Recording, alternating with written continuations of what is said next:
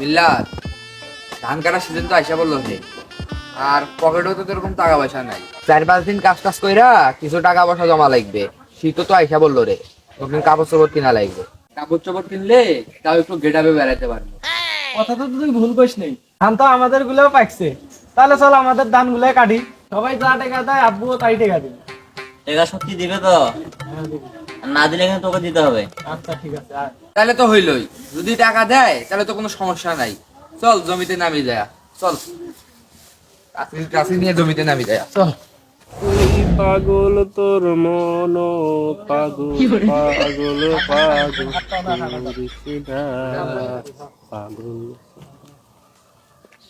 কিরে এরা কাশি লুঙ্গি এগুলো নিয়ে কই যায়? এ আবির, এ মিল্লাত, কিরে তোরা সাত সকালবেলা এলে কাশি টাশি নিয়ে কই যাচ্ছিস? ভাই ধান কাটতে যাচ্ছি, যাবেন আপনি? চুপচাপ কইস না। আরে হইছে ভাই, গেলে কাশি টাশি নিয়ে ভাই আসেন। এ যাবো না মানে? আমারও তো টাকার দরকার। যা যা তোরা যা, আমি তাড়াতাড়ি কাশি লুঙ্গি এলে পরে আসতেছি, যা।